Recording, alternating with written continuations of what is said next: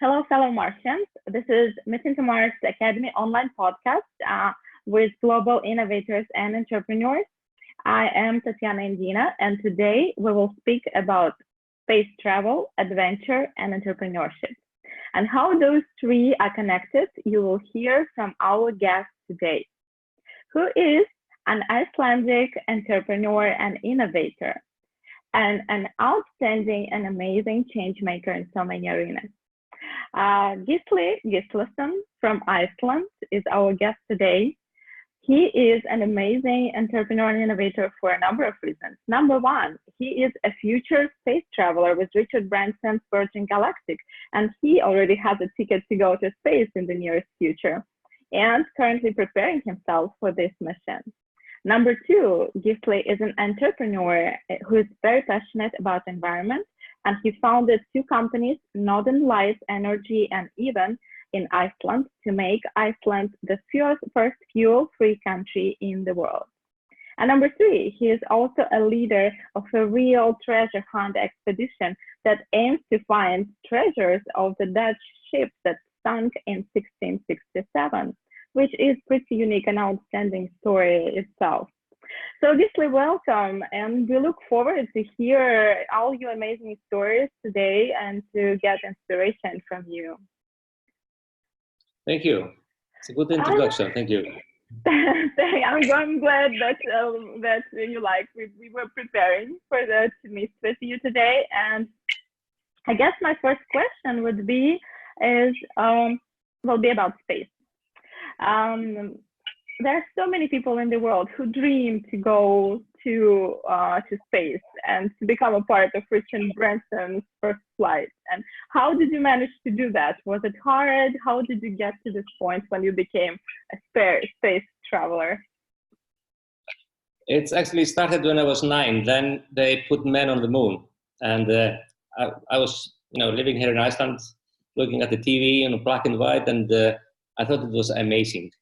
And but at that time, I thought, it's probably impossible for me to go to space. But I really believe that anything is possible. So I always kept it in my mind. And in 2010, I heard some news about Branson, having a company, and he wanted to, get people into space.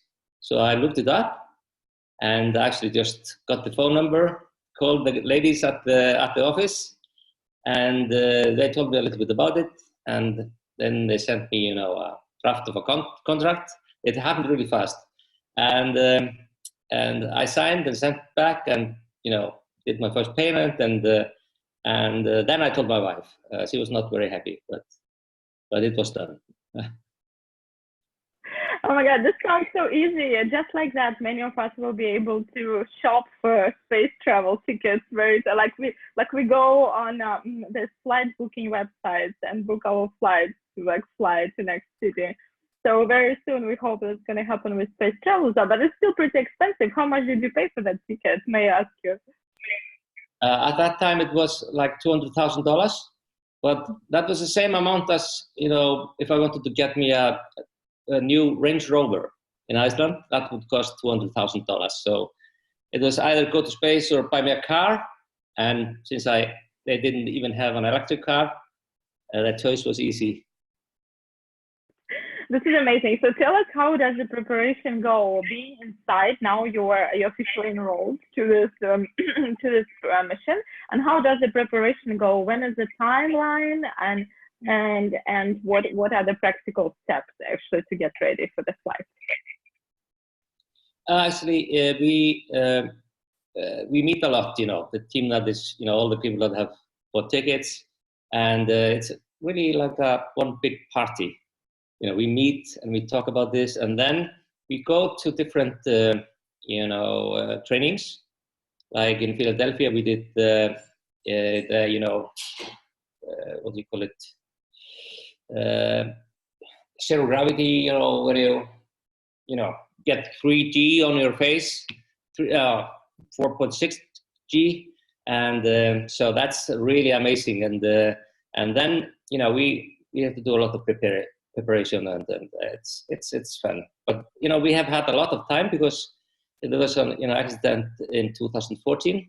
So everything was really put on a little bit slow motion, getting everything secured. And but now this year they've done 2 space shots, and that went very well. So now we are just waiting for Mr. Branson to go on the first trip. And when is that happening? When is the official date right now? We haven't got a date on it, but it will be this year, I think.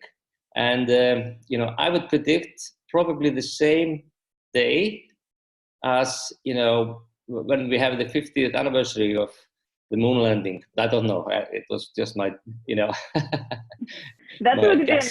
be a nice touch to make the next step for humanity. Well, this is an exciting event. Everybody is looking forward to it. And how many people will be going with Branson together with you? Did you meet them already? Oh yeah. Met a lot of these people. There are 6 passengers in each flight. So there are 2 pilots and 6 passengers. So my ticket is, I think, number 258. So a few trips before I go. So I'm not, I'll just wait. It's no problem. But does it require significant physical training? That's what we would expect, because many astronauts would need to go through certain types of health procedures and physical preparation, and there is a lot of instructions probably that you need to follow, and how do you attend specific courses that prepare you for this? How often does this happen? So tell us about this whole exciting. We've done a little bit of this. Yeah, we've done a little bit of this, but probably like a year before you go, you will have to start doing some training and stuff. So I'm not worried about that. It will happen. So you're not too worried. It doesn't affect your schedule in any way. I know you're a busy businessman as well, but so the space travel thing is just, you have your ticket and you're just waiting. When they tell you go, you're gonna go, but that's not really being disruptive to your everyday life today. No, this is probably will override everything. So you'll just move things away. So this will happen. And what did your wife say when she learned that your husband is going to space? What was her reaction? She was not very happy, but she's okay now. She's I take her with me, when we're meeting other people that are going to space, and it's a big adventure. So she's okay now, but it took a little bit of time. Yeah, it's not the same, I guess, when your husband tells you, I'm traveling to China, or I have a business trip to America. It's like, hey, honey, I go to space. Yeah. So I can imagine very soon it can be reality for so many spouses out there. Excited. So what are your expectations, Gisli? What personally, you mentioned that you dreamed of this from very childhood. So how do you feel right now? What it brings to your life today, and what are some of the anticipations that you have from that travel? What do you have a specific plan? What you're going to be doing there? Will you write a book? Will you do a social media post about it, Facebook Live? The trip will not take so long time. We will fly up to 60,000 feet, and then they drop the plane, and we go 100 kilometers in 70 seconds. So it's a lot of, I will have no wrinkles for a while, and then we go, in zero gravity, and then we need to land at the same place, so we cannot stay there for long. So we have not so long time where we can float around and look at the Earth. And I think there's about 500 people, roughly 500 people that have been to space from the beginning of mankind. But with this program that Richard Branson has done, they will probably within 2 or 3 years send more people into space than all the years before that. That's definitely exciting and very, very, very honorable mission. We will be looking forward to talk to you when you get back and share your impressions from your first space travel. Um, okay, so now speaking of the leadership in space, and you met, I know, Richard Branson, and you met Elon Musk, and those are inspiring leaders and entrepreneurs just like yourself. So what was what are your memories maybe, or some of the impressions of meeting those people, and why do you think they are the ones who drive innovation in space today? At least these two guys, they are in a very special league. You know, they're very special guys, and they actually also believe that anything is possible. So that's really good start. And they never give up. These are two really good qualities. And I enjoy, you know, talking to Branson. He's a really cool guy, and you know, he's always, when we meet, you know, the whole group, he's talking to the press. He's always working. We are just hanging around and having drinks, but he's always working. I think the same is with Elon Musk. This guy has many projects, and he's always working. So sometimes that's fun, but sometimes not.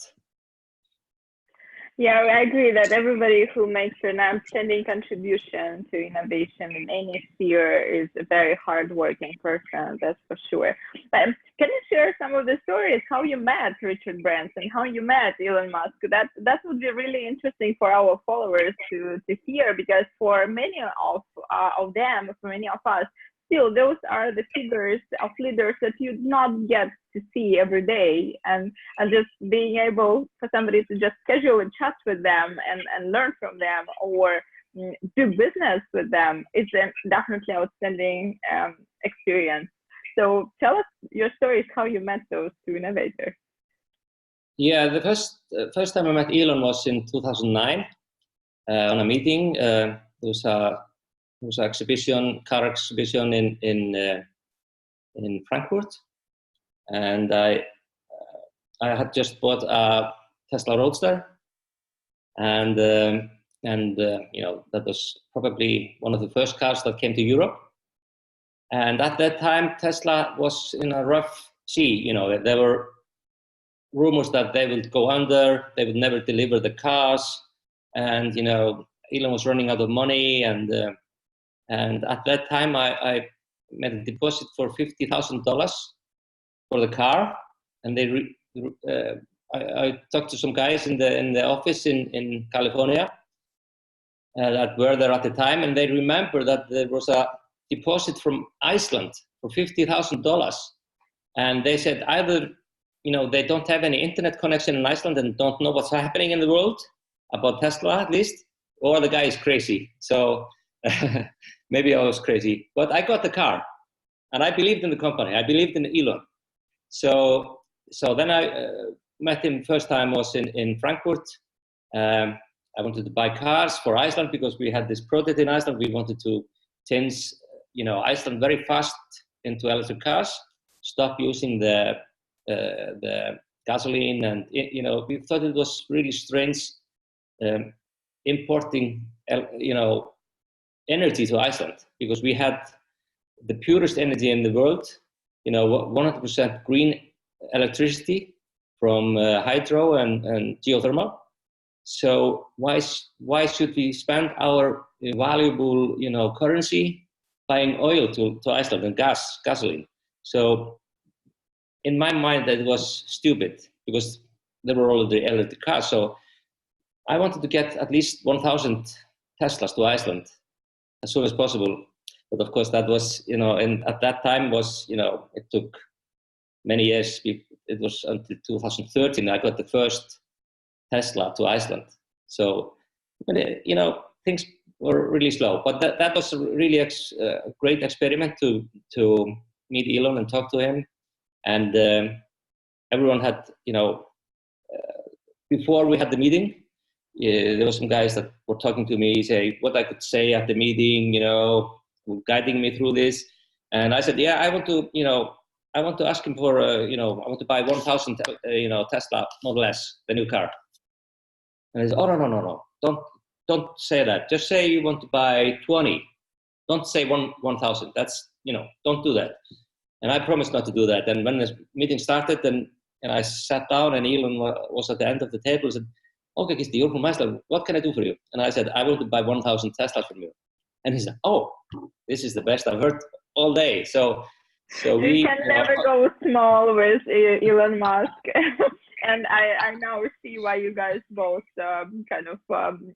matched, right? Because you're both ambitious entrepreneurs and never dream small.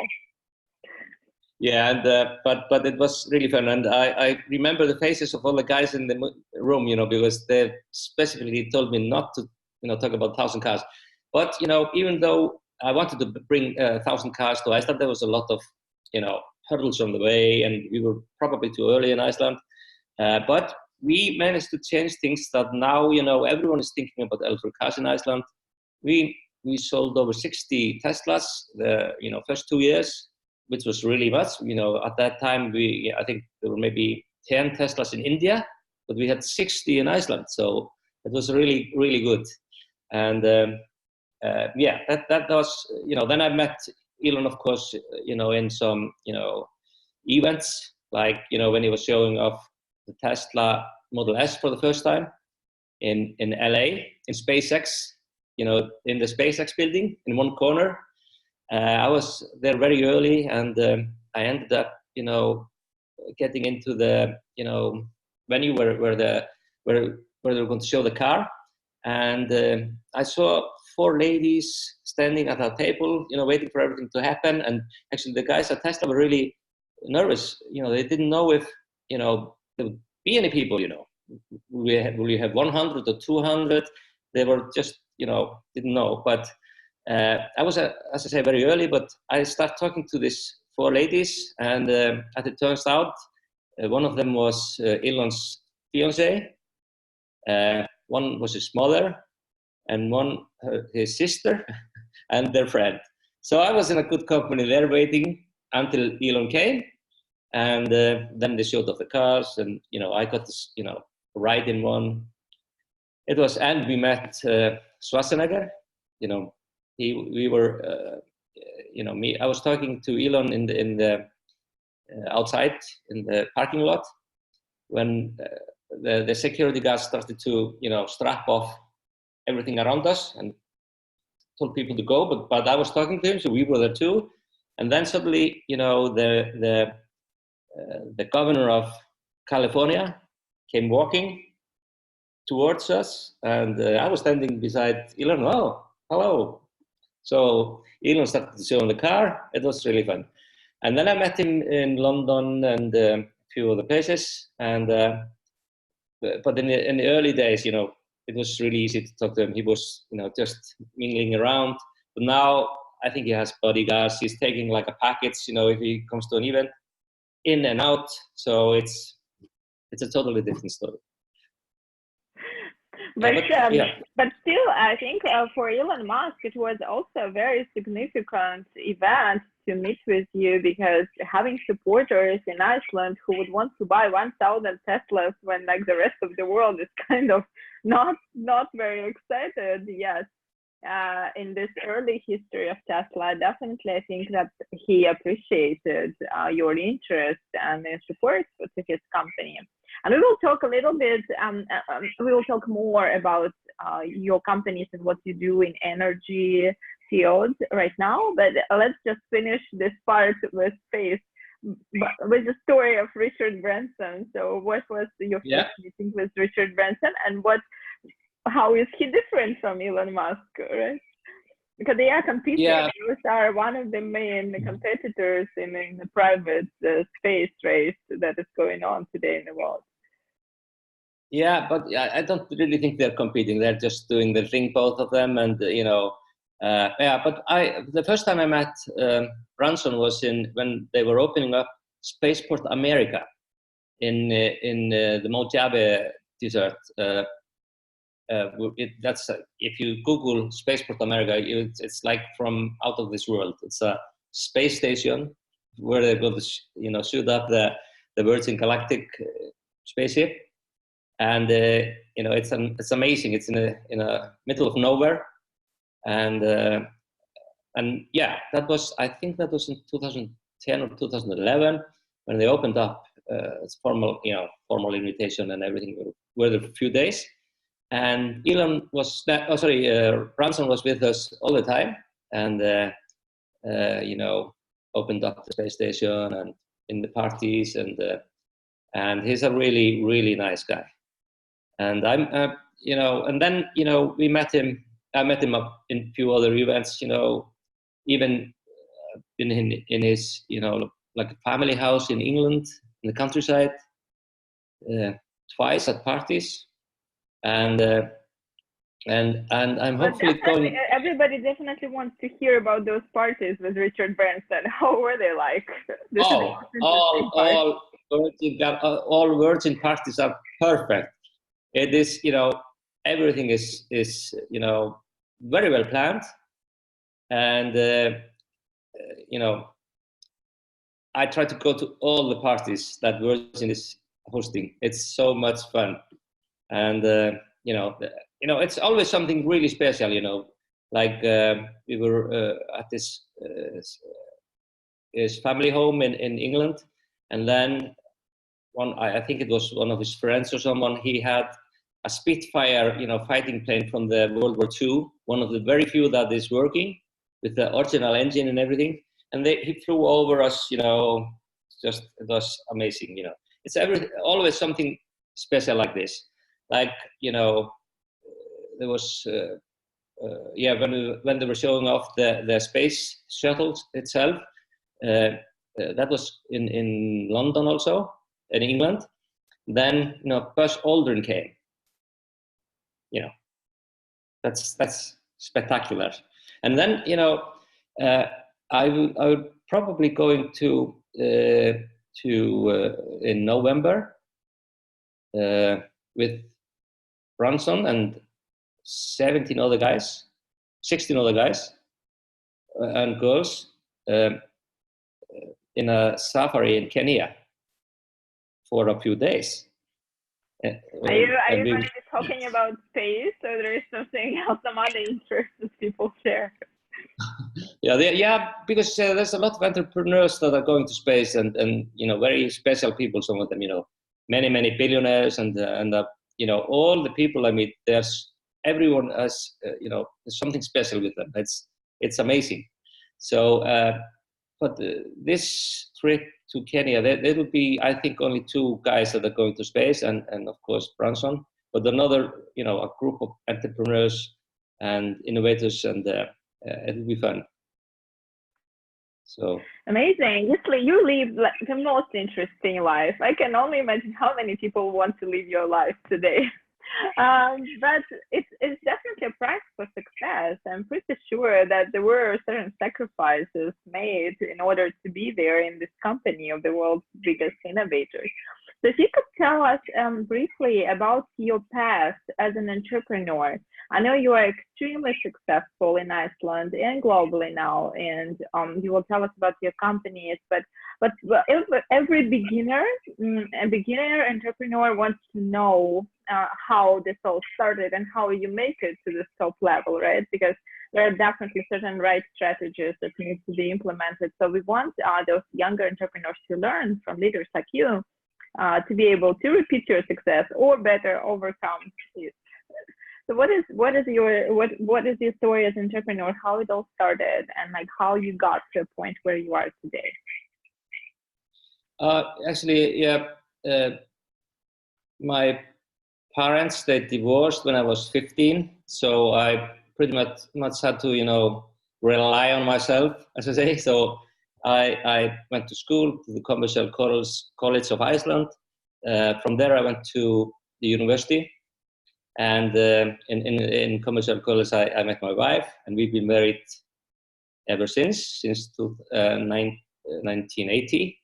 So it's a lot of years. So 39 years. And that's another achievement that is also very important, to be successful in your family, personal life.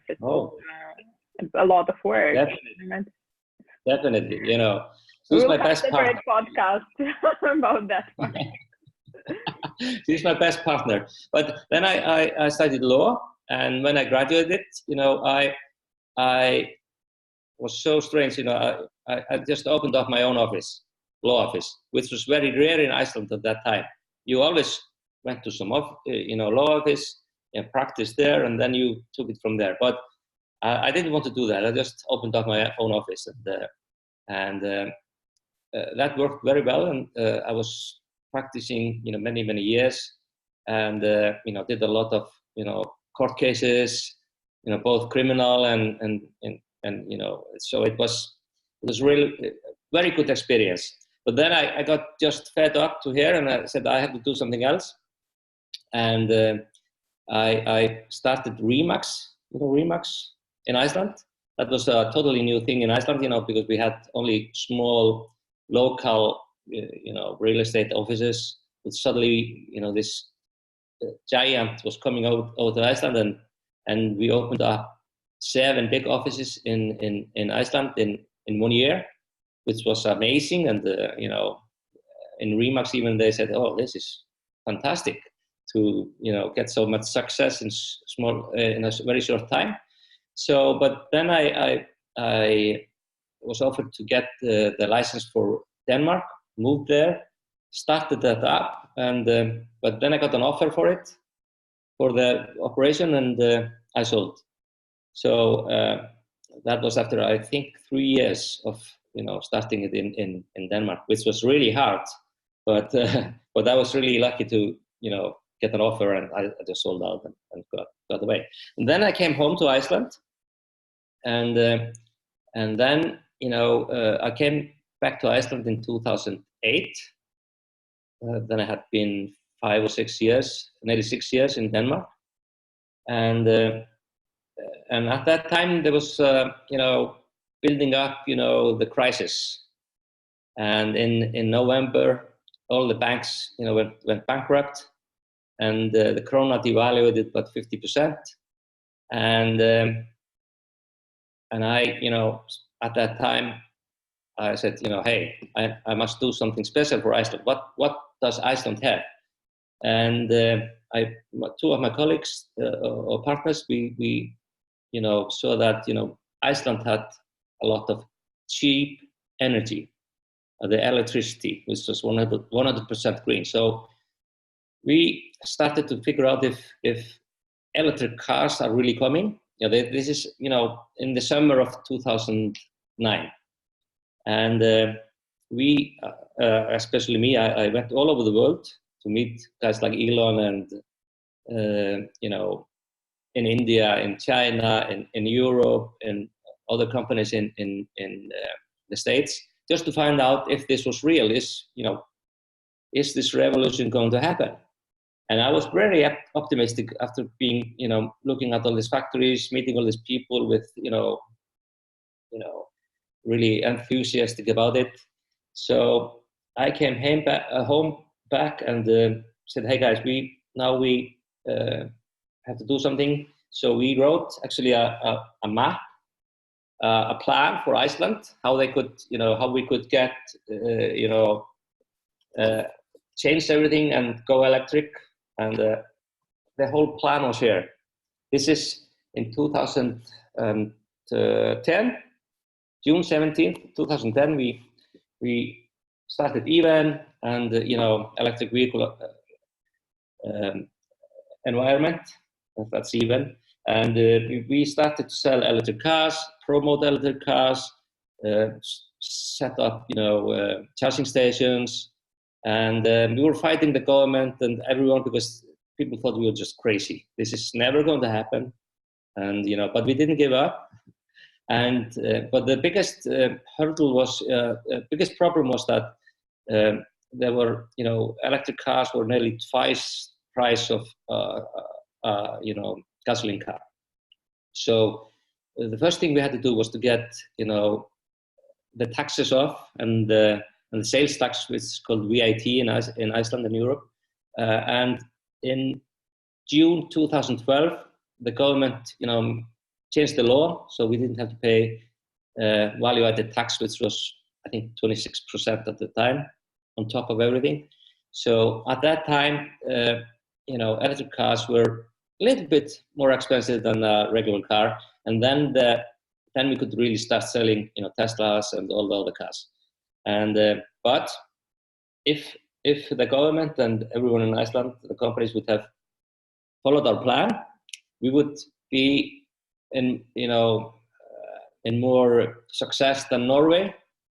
Norway has today, most electric cars, pure electric cars per capita in the world. They will reach like 100,000 electric cars, on the roads this year. And actually, last year in 2018, 32% of all the new cars that were sold in the country were pure electric. So they really, did what we wanted Iceland to do. But the politicians and the people, they didn't really believe that this would happen, and they also wanted to check on methane for the cars or hydro, or they were strange, but we're here now. You speak of those things like they are so easy, but there are so many. The most difficult tasks that I see in this ambitious goal, the plan to revolutionize the country's approach to energy and to promote this mass adoption of electric cars, right? It takes changing people's minds, not just negotiating with governments, right? It's just a huge economic effort. The number one question that our entrepreneurs would ask you is like, where did you get the capital to build your first company? How did you get the right team together? Where did you find those people? How did you get support from the government? How did you negotiate with the government? Those are all very, very hard things to accomplish. So any insights you can share with our audience? Yeah, first, I've mostly used my money on the companies. When I was in Copenhagen, I was part of a big deal they were selling 3 big hotels in Copenhagen. So I got some finder's fee. And when I moved to Iceland, I still had the money in foreign currency. So when the krona devalued, I had money to start this. And on the first company, I did spend, I think, $1 million. Just, but I think, because of something that me and my partners did, and it's very important to get the right team also. I had very good guys with me that,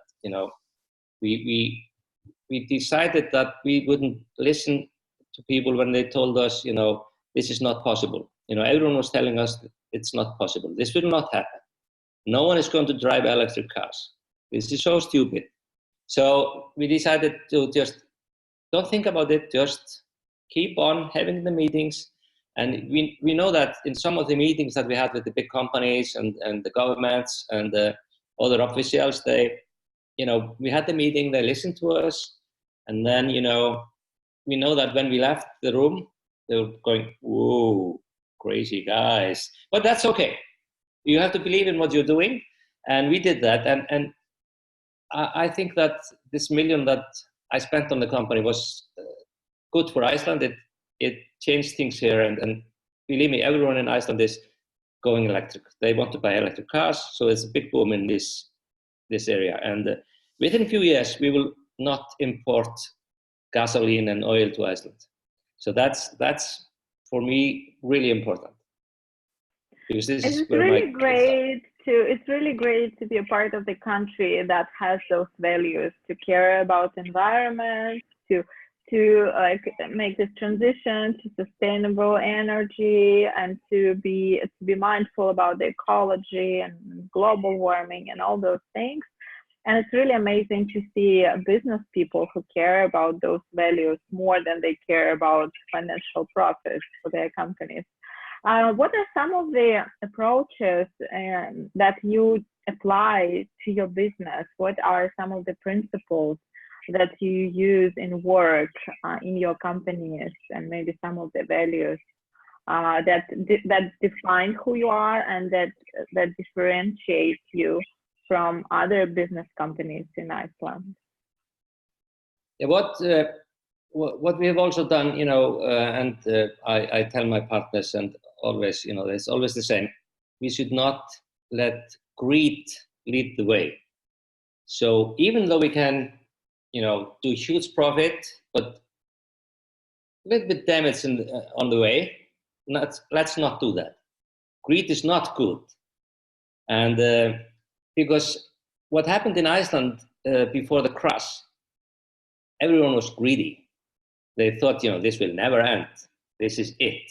We get as much money as we can, but everyone lost everything. So that's not the right way. So it's better to just, take the greed factor out of the equation, and move on, do it in a healthy and good way. And if you lose, then that's okay. You'll just be fair. But if you win, it's a bigger victory. It's, you feel much better. And you can go to sleep, without, thinking about what you did today, because, as I say, would you spend $200,000 to go to space or buy a Range Rover? I don't know. I want to go to space. Yeah, I think dream big. Yeah, and also kind of being very pro social impact. So what I see and those innovators and change makers and really big inspiring leaders for the rest of the world are people who actually think more about the impact long term rather than they would speak about some short term benefits for them or for their business or for their families. So trying to make an impact and make a world different and leave it as a different place after you're gone, make it like something else. Yeah. And just really change the way things are if you can. And many of people like yourself actually can do that. What about the second company, Gisli, Northern Lights Energy? Is it doing similar things that Ivan, or is it just another stage? But how are those two companies different? That was really the mother company because we were going to do a lot of other things. We wanted to open up a battery factory in Iceland, for cars. And there were a few other projects we were going to do, but the most of our time went into event to promote electric cars, sell electric cars, and we wanted to take even to the global market, 100% online sales of cars, take out the middlemen, all the dealerships, or just take them away, because you could just go online and buy the car and get it delivered. And most of the cars we sold were just online. And actually, that's what Elon wants to do now. He doesn't want to have any showrooms. He just wants you to go online and buy the car. So that's the future of buying cars, because you will get all the information you need online. You will, talk to your friends. You'll drive your friend's car. You will go to events and drive the new cars. So you don't, for example, the dealerships, they take about 30% of the car goes into that, section of selling you the car. So if you could get it like 20% cheaper, a new car, you would like that. That was what we were trying to do, because we want to get the electric car lower price than a gasoline car. And to do that, we had to cut, everything off. And the dealerships, they are, taking a lot of the price of the car for themselves. So if you can get that out of the way, that would be better. But talking about also the goals that, you have to follow to be successful, one of them is, don't be afraid of failing. Don't be, if the minute you start to be, afraid that you might fail in what you're doing or lose all your money, then it's gone. Then you go in a certain another part, then you're not an entrepreneur anymore. You are, you don't believe in what you're doing. You're afraid, and you don't want to make any mistakes, and then the entrepreneurship is gone. You have to, believe in what you are doing and never be afraid of failing. That's a part of this. Not everything will go as planned. It never does. But if you're really lucky, you get it to the end. But you'll never get there if you start to be, afraid of failing. And so, as I say to my friends and partners and my family and my kids, do some fails. You will learn, and you will not be afraid of that. So you will be, you'll get more results, more fails, do more, fail often, but in a good way. That advice goes along with the Silicon Valley mindset that we promote here. This is like one of the greatest skills of entrepreneurs here, is to be able to fail fast and know how to fail, and be able to stand up back again and continue moving on, creating amazing innovations. Speaking of which, I'm really interested in this approach to innovation that today many local ecosystems in different countries have. And we see the global shift, how we speak, everybody in every country hears about fourth industrial revolution and disruptive innovation. And we see people coming from all over the world, from different countries, to Silicon Valley, because Silicon Valley is a bubble. It's like a little epicenter of where innovation originates from. But then there are a lot of local stories, and Silicon Valley itself is not, although it's very global and international, multicultural, but still it is a very local ecosystem that has its insider rules and very specific environments, and that boosts innovation. But then there are other countries that have very different cultural environments, and they have different historical settings and different economies and different regulations. And innovation happens in a different way in those countries. I feel that what you're telling about the transition to electric cars in Iceland seems like a smoother journey, like an easier path, because it seems like Iceland is a pretty innovative country where people are open-minded and government is willing to support what you're doing.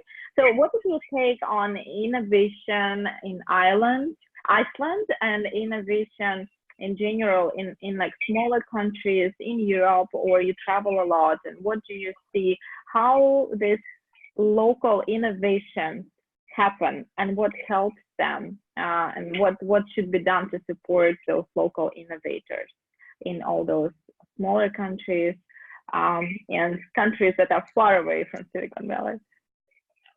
Yeah, Iceland is we're a population of 340,000 people. So it's a small country. That's both good and bad.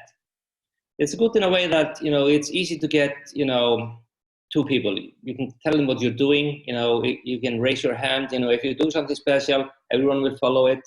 And it's, it's a short way to go to talk to the minister.